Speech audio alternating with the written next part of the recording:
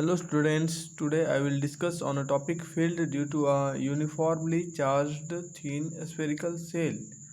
देखिए जैसा कि हम लोग डायग्राम में देख पा रहे हैं, this is a spherical shell having charge and हमें क्या करना है।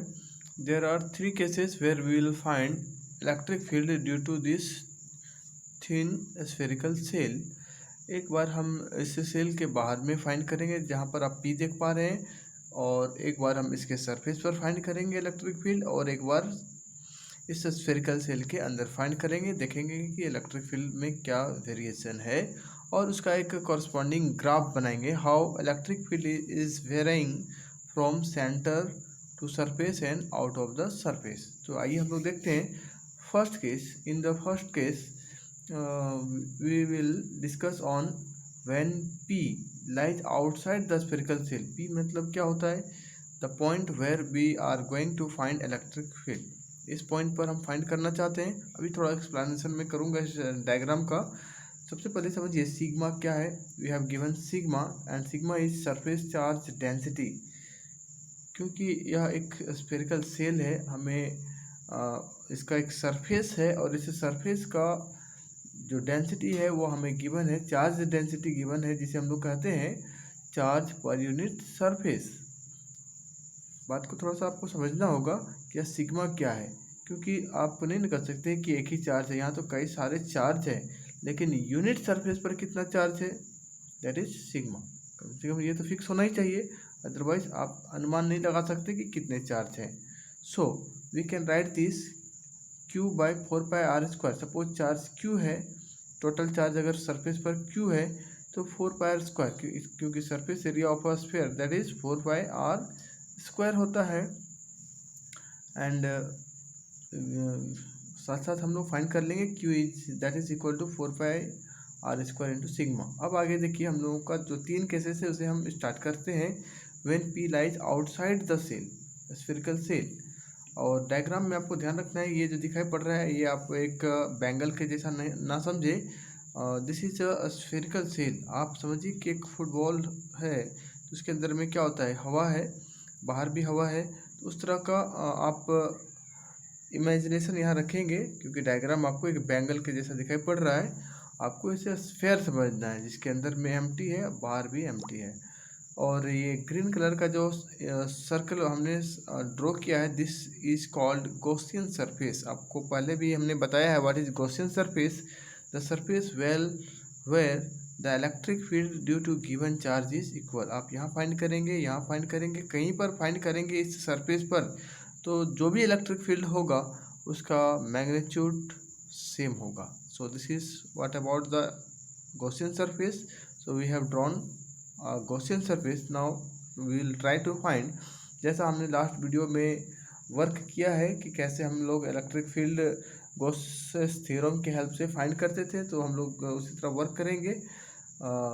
Electric flux that is equal to E into DS। DS को हम लोग लिख सकते हैं, जब टोटल हमारा सरफेस एरिया मालूम हो जाए तो हम लोग लिखेंगे electric field into surface of the body.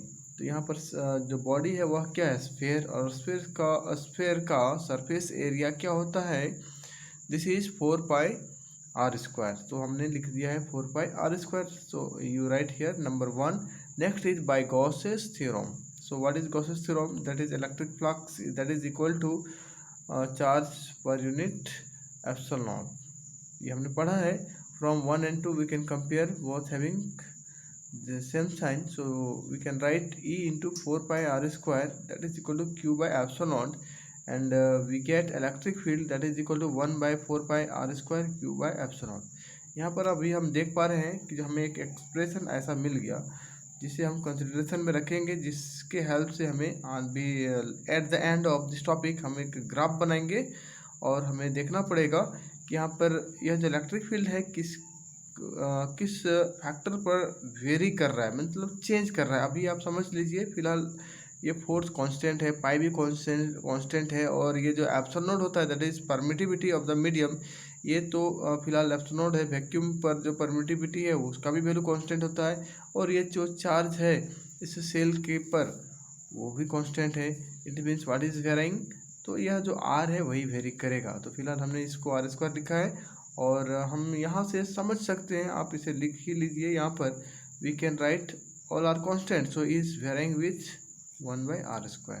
चलिए अब आगे हम लोग क्या किया है हमने, अगला स्टेप हमने ये जो क्यू का वैल्यू है जो हमने ऑलरेडी यहाँ पर फाइंड कर रखा था 4πr² इंटू सिग्मा, उसे हमने पुट कर दिया और हमने सॉल्व किया तो हमें यह वैल्यू मिला। और हमें मालूम चल गया कि this value is the electric field of given thin spherical cell outside the cell at any point। चलिए next we will find when r is less than 0, when small r is less than capital R। इसका मतलब क्या हुआ, यह जो spherical shell है इसका radius है कैपिटल R, और यह स्मॉल r क्या होता है जहाँ पर हम इलेक्ट्रिक फील्ड फाइंड करना चाहते हैं। तो थोड़ा सा आप याद करिए सारे वीडियोस को ध्यान में रखते हुए कि हम इलेक्ट्रिक फील्ड यहाँ फाइंड करेंगे, इसका क्या मतलब हुआ, हम यहाँ पर टेस्ट चार्ज रखते हैं। इस वाले टॉपिक में हम टेस्ट चार्ज कहाँ रखेंगे, हम लोग टेस्ट चार्ज यहाँ रखेंगे जिससे हमें फोर्स मिलेगा, फिर फोर्स पर यूनिट चार्ज करेंगे जिससे हमें इलेक्ट्रिक फील्ड मिलेगा। उसी तरह से जहाँ पर भी आपको इलेक्ट्रिक फील्ड फाइंड करना है वहाँ पर आपको टेस्ट चार्ज रखना पड़ेगा, जिससे आपको मालूम चलेगा कि क्या फोर्स लग रहा है और क्या उसका कॉरस्पॉन्डिंग इलेक्ट्रिक फील्ड बनने वाला है। सो हमने इस पॉइंट को कंसिडरेशन में किया है जो कि सेल के अंदर में है, और फिर small r is less than capital R। अब यहाँ पर ध्यान देना है सबसे इम्पोर्टेंस वाली बात कि इसमें हम इलेक्ट्रिक फील्ड फाइंड करना चाहते हैं। अभी आपको थोड़ा सा मैं बता दूँ, इसके अंदर में आप कहीं पर भी टेस्ट चार्ज रखिए या फिर किसी भी पॉइंट पर inside this shell, if you try to find electric field this will be zero. क्यों जीरो होगा इस बात को थोड़ा समझिए, क्योंकि इनसाइड द सेल और inside the spherical shell there is no any charge. जो चार्ज होते हैं वो जीरो होते हैं। उसके कई कारण से, क्योंकि देखिए इधर भी पॉजिटिव इधर भी पॉजिटिव होगा, सभी का एक एक ऑपोजिट हो जाएगा और उनका जो इफेक्ट होगा इनसाइड वो जीरो होगा, नल होगा। और हम कहेंगे कि एक पॉजिटिव चार्ज है इधर 5 कूलम का, उसके बगल में -5 कूलम का एक चार्ज है। अब उसके अब उससे क्या होगा, ये एक दूसरे को क्या करेंगे, सॉरी हम ऐसे नहीं बात करते हैं कि सपोज एक 5 कूलम का चार्ज है पॉजिटिव और एक 5 कूलम का चार्ज है यहाँ पर भी पॉजिटिव। अब उसके जस्ट सेंटर पर अगर हम किसी टेस्ट चार्ज को रखेंगे तो क्या होगा, यह भी उतना ही फोर्स लगाएगा, रिपल्सिव फोर्स, वह भी उसे उतना ही रिपल्सिव फोर्स लगाएगा, और फाइनली इसको नेट जीरो फोर्स एक्सपीरियंस होगा। तो हम कह सकते हैं इसे लगेगा कि हमें तो कोई फोर्स लगा ही नहीं, और वह कहेगा कि फोर्स नहीं लगा मतलब यहाँ कोई चार्ज नहीं है। तो इस तरह का हम लोग केस समझेंगे, क्योंकि हर एक का अपोजिट चार्ज यहाँ हो जाता है।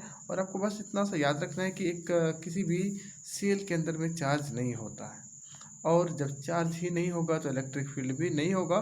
लेकिन हम लोग प्रोसेस से होकर के गुजरेंगे। So first of all electric flux that is E into surface area, और सरफेस एरिया क्या है 4πr²। ये जो स्मॉल हमने दिखाया है this is Gaussian surface, and इसका जो रेडियस है स्मॉल r है। गॉसियन थ्योरम से हम लोग लिख लेंगे electric flux that is equal to 1/0 times charge enclosed by this surface, and from 1 to we can write this expression, and finally since q is 0 so electric field is 0। अब हमें समझ में आ गया कि हम कहीं पर भी रखेंगे जब ये q 0 है तो इलेक्ट्रिक फील्ड को 0 होना ही है। Number C that is r is equal to r। अब है कि if we have kept the test charge on the surface of the shell, यहाँ पर हमने रखा है टेस्ट चार्ज को, या फिर इस डायग्राम में हम कह सकते हैं हमने टेस्ट चार्ज को कहाँ रखा है, तो इस पॉइंट पर रखा है, और इलेक्ट्रिक फील्ड हमें फाइंड करना है। तो क्या करेंगे हम लोग, वेरी सिंपल है। सबसे पहले जैसा कि हमने सिग्मा को क्या कहा है, this is charge per unit surface area. Charge को हमने क्यू माना है स्मॉल क्यू, और सरफेस एरिया क्या है इस स्फेयर का, दैट इज 4πr²।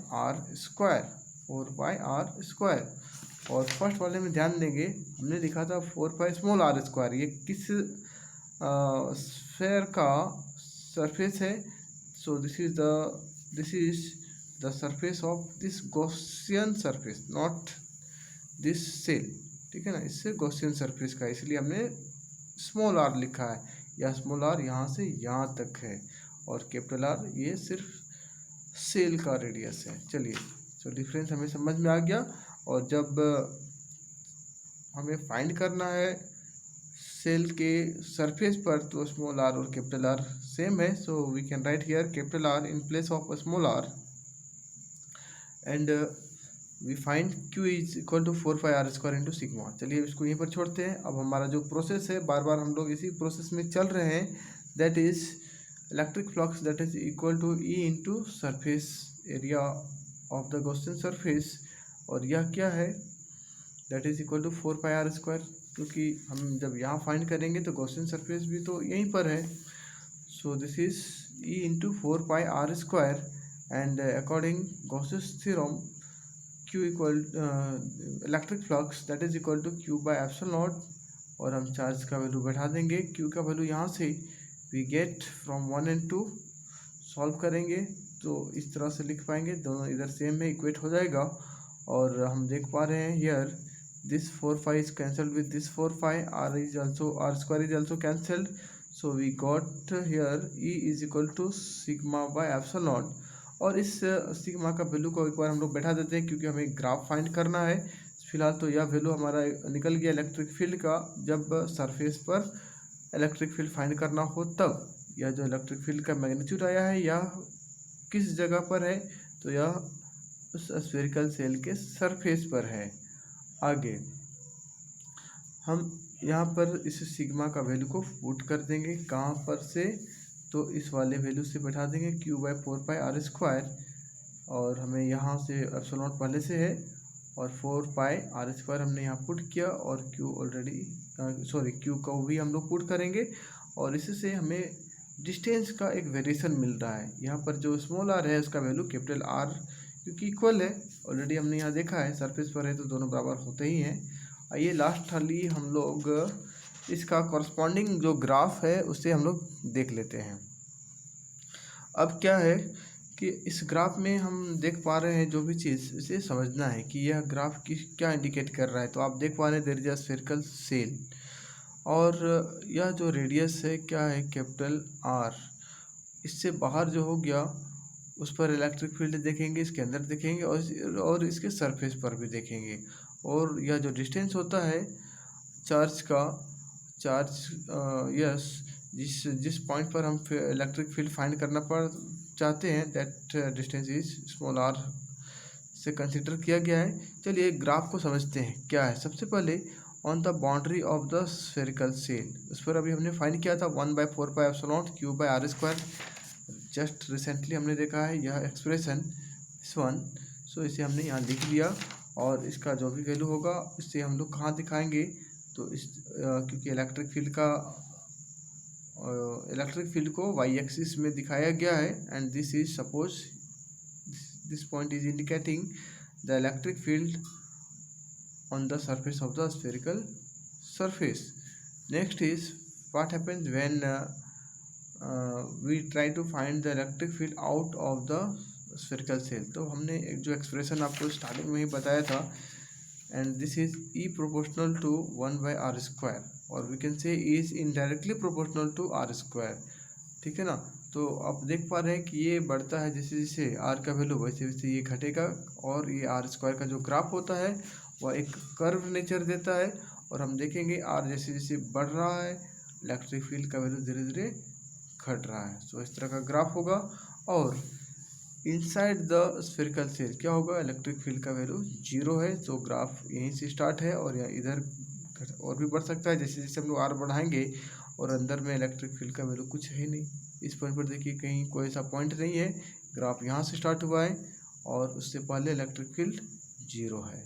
सो इस तरह से आप समझ जाइए, इसके अंदर में कोई भी इलेक्ट्रिक फील्ड नहीं है, सब कुछ 0 है।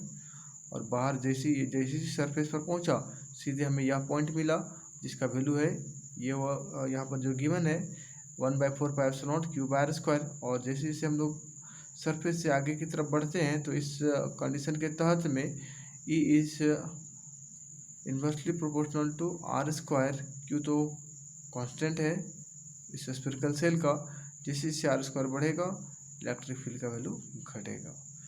सो आज के वीडियो में इतना ही। Thank you.